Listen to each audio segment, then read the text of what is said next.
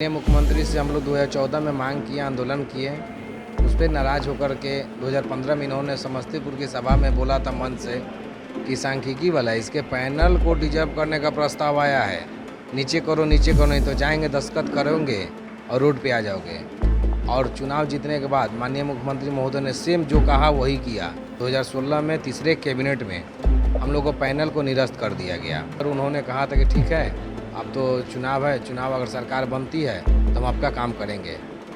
तो सरकार भी बनी, सरकार बनने के बाद भी हम मिले तो बोले थे कि ठीक है आपका काम करेंगे। हम लोग को 12-13 में बहाल किया गया था। हम लोग आर्थिक छठी गणना किए हैं, फसल कटनी किए हैं, बहुत सारा ब्लॉक स्तरीय काम है जो हम लोग करके दिए हैं। उसके बाद हम लोग को 15-16 में हम लोग को बैठा दिया गया है। उसके बाद हम लोग के नहीं काम मिलता है, नहीं पैसा मिलता है। हम लोग चाहते हैं कि हजूर से यही कहना है कि जिस तरह से हम लोग के बहाल किए हैं सर, कुछ तो हम लोग को भी दीजिए। जिस तरह से काम दीजिए उस तरह से पैसा जो दीजिए, लेकिन हम लोग को काम दीजिए। हम लोग बेरोजगार हो गए हैं। विज्ञापन संख्या के तहत बहाली निकाली थी।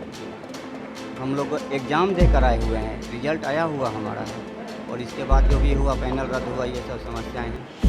नमस्कार, आप देख रहे हैं रिपब्लिकन न्यूज़। मैं हूं अंकिता सिंह। इस वक्त हमारे साथ मौजूद कुछ फरियादी हैं, यहाँ जेडीयू कार्यालय में आए हैं और ये तमाम अपनी फरियादें इससे पहले कई जगह सुना चुके हैं। इनकी 2014 से ही इनकी जो समस्याएं हैं वो लगातार जारी है। इन लोगों ने आंदोलन भी किया, इसके बावजूद हाई कोर्ट में इन लोग का भी मामला गया। क्या कुछ हुआ, पहले इनसे जानते हैं कि कहाँ से आए आप?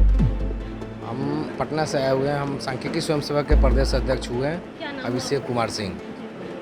हम लोग का बहाली 2013 में हुआ था और फसल कटनी, क्रॉप कटिंग, आर्थिक छठी गणना वगैरह स्टेटिक्स विभाग में हुआ था एज ए वॉलंटियर के तौर पे। माननीय मुख्यमंत्री से हम लोग 2014 में मांग किए, आंदोलन किए। उस पर नाराज़ होकर के 2015 में इन्होंने समस्तीपुर की सभा में बोला था मंच से कि सांख्यिकी वाला इसके पैनल को डिजर्व करने का प्रस्ताव आया है, नीचे करो नहीं तो जाएंगे, दस्तखत करोगे और रोड पे आ जाओगे। और चुनाव जीतने के बाद माननीय मुख्यमंत्री महोदय ने सेम जो कहा वही किया। 2016 में तीसरे कैबिनेट में हम लोग को पैनल को निरस्त कर दिया गया। उसके बाद हम लोग हाई कोर्ट चले गए। हाई कोर्ट फर्स्ट बेंच में गए तो वहाँ से हाई कोर्ट ने आदेश नहीं, एक तरह से सलाह दे दिया सरकार को कि सरकार चाहे तो इनको रख सकती है, ये लोग प्रशिक्षित लोग हैं। फिर हम लोग उससे संतुष्ट नहीं हैं, डबल बेंच चले गए। डबल बेंच में भी फर्स्ट बेंच को ही फैसला को माना गया। फिर हम लोग सरकार के पास गए। माननीय मुख्यमंत्री से 2020 के चुनाव से पहले हम लोग मिले, आचार संहिता लगने से 10 दिन पहले। तो माननीय मुख्यमंत्री जी ने कहा कि ठीक है, अब तो लेट हो गया, आप पहले क्यों नहीं आए। तो हम लोग बोले कि महोदय आपसे मिलने के लिए अनेकों बार मुख्यमंत्री सचिवालय में हम लोग लेटर डालें, विभागीय मंत्री से बोले, कोई आपको मिलाया नहीं। इस पर उन्होंने कहा था कि ठीक है, अब तो चुनाव है, चुनाव अगर सरकार बनती है तो हम आपका काम करेंगे। तो सरकार भी बनी, सरकार बनने के बाद भी हम मिले तो बोले थे कि ठीक है आपका काम करेंगे। शुभकामना हमने दिया और अभी हम मिलने के लिए उनसे मुख्यमंत्री सचिवालय में अनेकों बार लेटर डालें, यहाँ तक कि जनता दरबार में भी अपना हम आवेदन किए हुए हैं, बट मुझे कहीं से कोई मिलने का आस नहीं मिला। तब हम देखे कि माननीय मुख्यमंत्री महोदय के सबसे नज़दीकी संजय झा जी हैं, जो शुक्रवार को पार्टी कार्यालय में बैठते हैं। तो उनसे हम अपना फरियाद कहे हैं और अपना आवेदन दिए हैं। उन्होंने आश्वासन दिया है कि हम आपकी बातों को मुख्यमंत्री तक पहुँचाएँगे। क्या लगता है कि मंत्री जी की बातों से कि आपका काम होगा? देखिए, आशा है, हम पहल कर रहे हैं। अगर सही में मेरी बातों को मुख्यमंत्री के पास अगर पहुंचाते हैं संजय कुमार झा जी, जल संसाधन मंत्री है, तो माननीय मुख्यमंत्री जो वादा किए हैं तो ज़रूर करेंगे। हम लोग भी चाहते हैं कि जो कहे हैं एक बार अपने जुबान से जवाब भी दे दे उसका। आप पटना के क्षेत्र से ही आ रहे हैं? जी, मेरा पटना। ये लोग क्या हैं? हमारे संगठन के महिला मोर्चा से हैं। मेरा भी समस्या वही है, सांख्यिकी स्वयंसेवक हैं धनरुआ ब्लॉक से।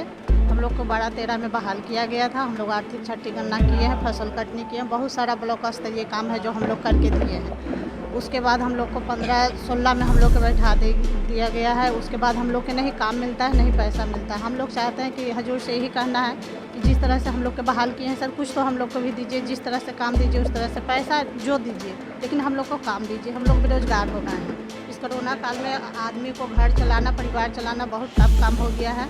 इसीलिए हजूर से कहना है कि हम लोग को भी कुछ न कुछ दीजिए। वर्तमान में अभी क्या कर रही हैं आप लोग? हम लोग अभी वर्तमान में मानिए बेरोजगार है, जिसको जो बढ़ रहा है जो कर रहा है, आदमी घर में बैठल नहीं रहेगा, इसलिए हम लोग प्राइवेट जॉब भी करते हैं, जैसा प्राइवेट जॉब मिल गया जो कर लेते हैं। अभी हम नर्सिंग लाइन।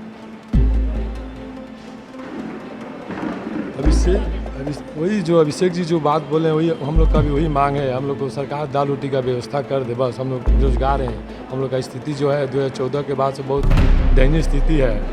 जो सभी एसपी सांख्यिकी भाई अभी दर दर भटक रहे हैं बेरोजगारी के मामला को लेकर। सरकार से यही रिक्वेस्ट है कि हम लोग को कोई रोजगार हम लोग को दिलाएं, बस यही रिक्वेस्ट है सरकार से। मेरा नाम संतोष कुमार सिंह। ये हमारे प्रदेश अध्यक्ष जी अभी जो बोले हैं, हम लोगों की बहाली एक्चुअली मैडम गवर्नमेंट ने इसको विज्ञापन संख्या के तहत बहाली निकाली थी। हम लोग एग्ज़ाम दे कर आए हुए हैं, रिजल्ट आया हुआ हमारा है, और इसके बाद जो भी हुआ पैनल रद्द हुआ, ये सब समस्याएं हैं। सरकार से सिर्फ इतना ही हम लोग मांग करना चाहते हैं कि हम लोग को भी दाल रोटी का जुगाड़ कर दिया जाए। तो ये सभी फरियादी आए हुए हैं जनता दरबार में, मुख्यमंत्री के जनता दरबार में भी ये लोग इतनी बार गए, लेकिन इन लोग की बातें नहीं सुनी गई। अंत में ये लोग सबसे करीबी कहे जाने वाले मुख्यमंत्री के सूचना एवं जनसंपर्क विभाग के जो मंत्री हैं संजय झा, उनके पास फरियाद लेकर के आए, और इन लोग को ये आस जरूर है कि मुख्यमंत्री तक ये इनकी बातों को पहुँचाएँगे। रिपब्लिकन न्यूज़ से जुड़ने के लिए सब्सक्राइब बटन दबाकर चैनल को सब्सक्राइब करें। नोटिफिकेशन प्राप्त करने के लिए यहाँ बेल को दबाएं। वीडियो अच्छा लगे तो लाइक करें और दोस्तों के साथ शेयर करना ना भूलें।